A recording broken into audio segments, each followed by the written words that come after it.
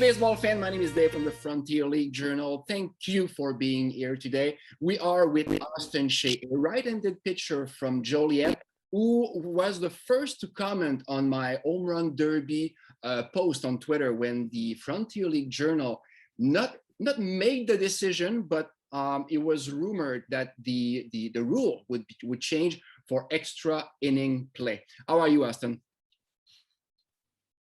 Good. How you doing, Dave? I'm fine, thank you, man. Thanks for being here.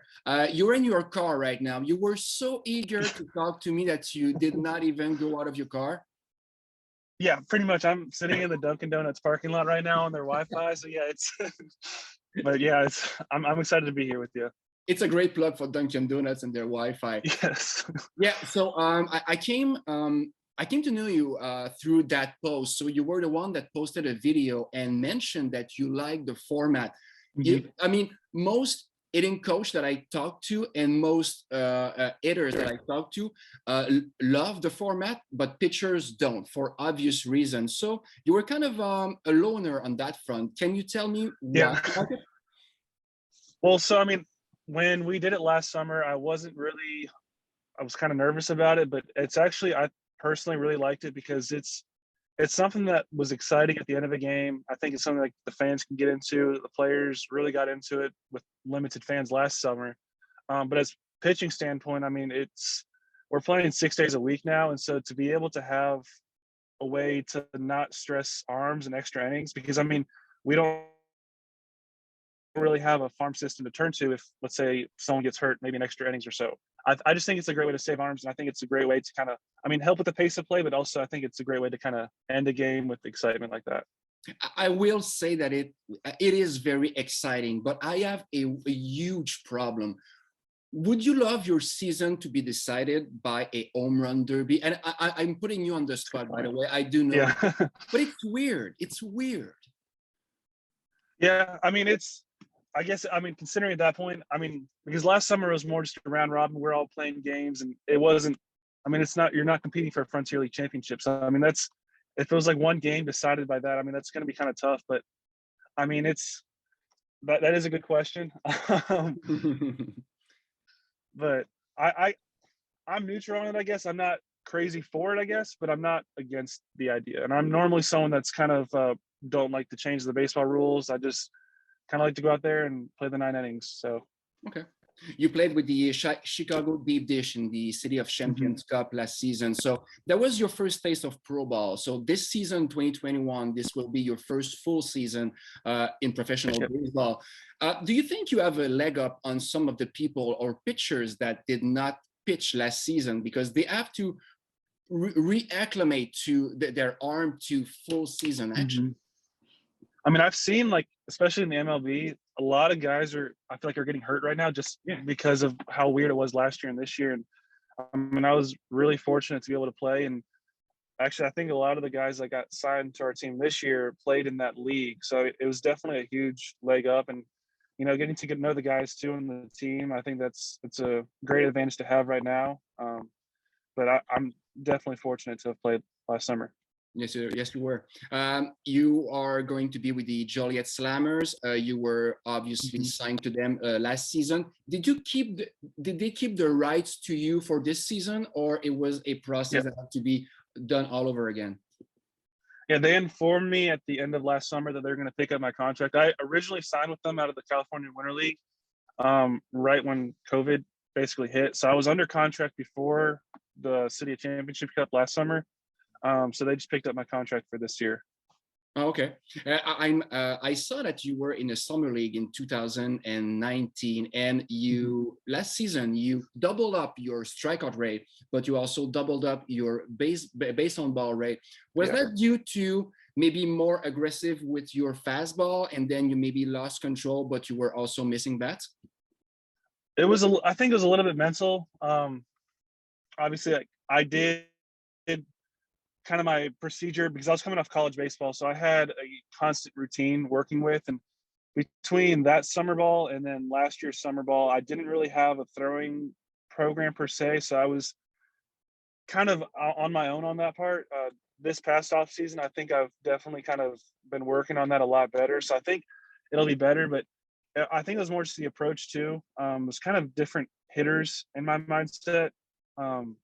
So it was just kind of my approach, and there was obviously some stuff I wanted to work on. I mean, obviously I hit way too many hitters last summer. I don't know if you saw that.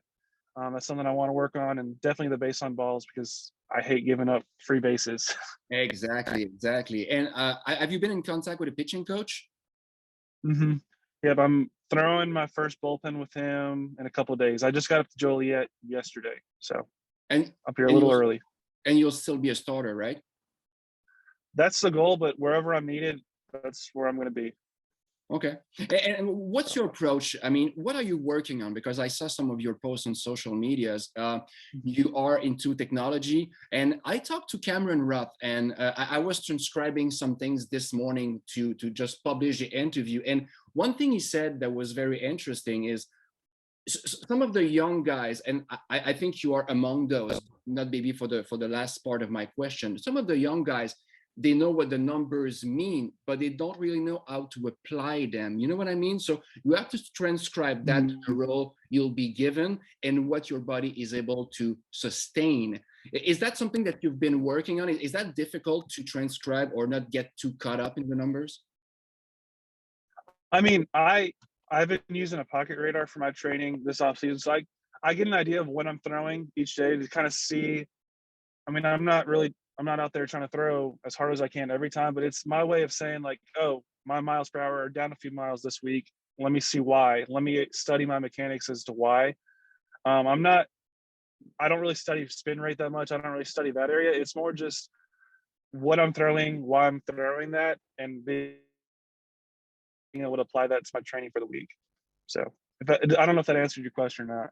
Yeah, no, it's perfect because Cameron Rudd had a very I have a great commentary that now if he goes on social media, I mean, he doesn't have to do that much work. I mean, all the data is there for him to consume. That being said, he can project the path of a pitcher, but he has to be on the same wavelength as him. You know what I mean? Because the data is something, but just to apply them, it is something else. What have you been working on this off season? So have you been working on one or two pitches and just adding a little more depth? Yeah, so I mean, the pitches where I hit the most batters last year was my curveball. I pitched from the 3/4 arm slot, so I was not getting as much movement as I wanted to because my pitch will move kind of across like that. Mhm. And so it wasn't breaking, it was hitting people. So I was losing confidence in that pitch, which I'm a 3 pitch guy. So to only have 2 pitches to work with, that was, I mean, that's tough. So, so I've been working on getting that feel back on that pitch. Been working obviously on command. It's actually kind of cool. I don't know if you saw any of the videos, but I throw by myself on a football field and I throw into the field goal net and behind the field goal. So I'm able to get long toss that way in. And then once I'm done with that, I'll move in, and the field goal post is like the length of a home plate. So I'm able to get a flat ground in as well to kind of see where my command is every time. I'm not throwing 100%, but I'm able to kind of work on my pitches and see what if it's hitting the strike zone, obviously, and what's working that day. That's so interesting. What did you see that, or did you figure that out on yourself? I mean, there was really no one here to throw with at home because I mean high school was in full season and then all the college guys were away. So I had to figure out a way of getting my work done on my own. And it was perfect because it was like a turf field right by my house. And so if it rained earlier that day and it was sunny out, I'm able to get my work in on the field and then obviously get all my throwing done. So it's made it work. Nice. This is going to be a change of pace for you. I mean, you've been in college, so living by yourself is something that you're used to do. You have a host family this season.